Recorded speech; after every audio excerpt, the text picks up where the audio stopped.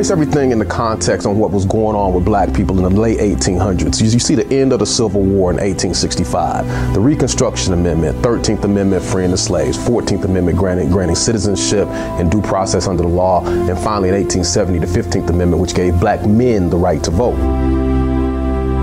4 months after Lee surrendered to Grant at Appomattox Courthouse, the former slaves in this state came together and formed the General Association. They're tasked with creating a new black intelligentsia that are going to become the socio-political leaders of black America. That's really the context that Simmons fit into as we were going into the 20th century. And then in 1879, Simmons College of Kentucky opened its doors. Reconstruction ends in 1876-1877 with the Hayes-Tilden Compromise. You see incredible retrenchment in white America. The pressure was on all black colleges to pattern themselves after Hampton Institute, which was designed to prepare black people for the low-tier jobs and not for the professional jobs. William J. Simmons militated against that and said, Howard is our model. So he set the trajectory for Simmons, and there were 2 primary goals that he had. Goal number 1 was to create a black professional class, which they did. His second goal was to create an institution that was black governed. When you talk about excellence, black people have always understood they had to be better. HBCUs understood and understand that they have to be better. And so they're not just teaching reading, writing, arithmetic. They're teaching a commitment to something greater than the individual. In fact, it was the only institution in America that had a law school, medical school, liberal arts college. The entire faculty was black. The entire governance was black. So it was the personification of black empowerment. That excellence is always there. As the Greeks talked about, that arete, always reaching for something higher, not just for themselves, but those around them. Some of the most prestigious names in every facet of education were involved with Simmons College. Education was important to African Americans at that time for the same reason that education is important to African Americans now. It is absolutely essential that black people understood the system in which they were functioning, no matter how unfair that system was or is.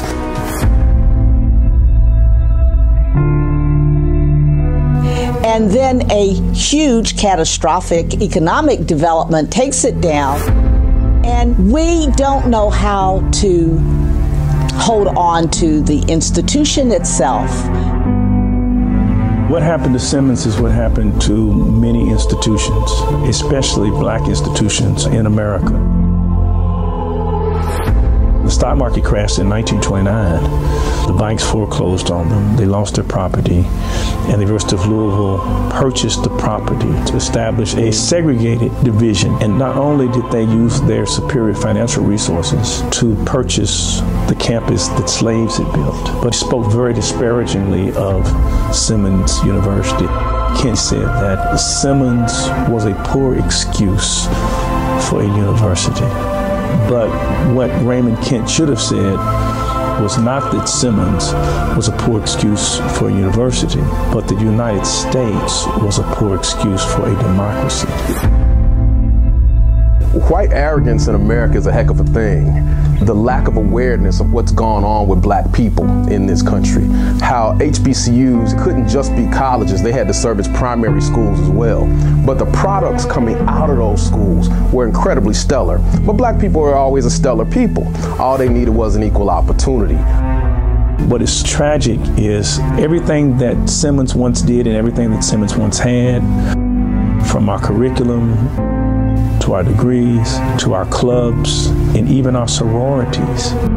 That story got dropped off the consciousness of the city.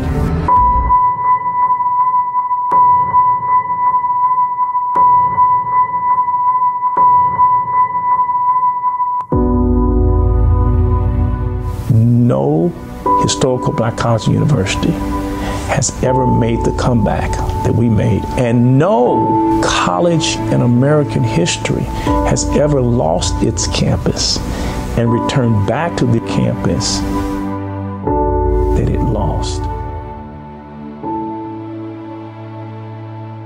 Perhaps through this engagement, we will talk about each of us challenging each of us to bring forward 20 young people, 30 young people, whatever you can take on to help illuminate a path to a future that they may have difficulty seeing. They set up a situation where students understand that black people have a history worth studying, lives worth living, and a future worth constructing. My favorite part of being at Simmons is just the culture, the HBCU culture. I love it.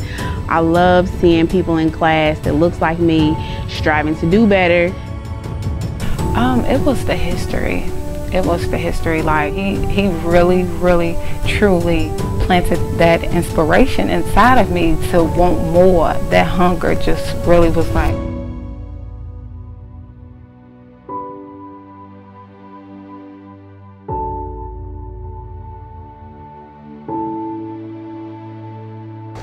What HBCUs do is they've been able to take those lost souls and produce something at the end that sometimes their lost parents don't even recognize. So then the children can go back and rescue their elders. And that's as it should be. Many say, and the child shall lead, right?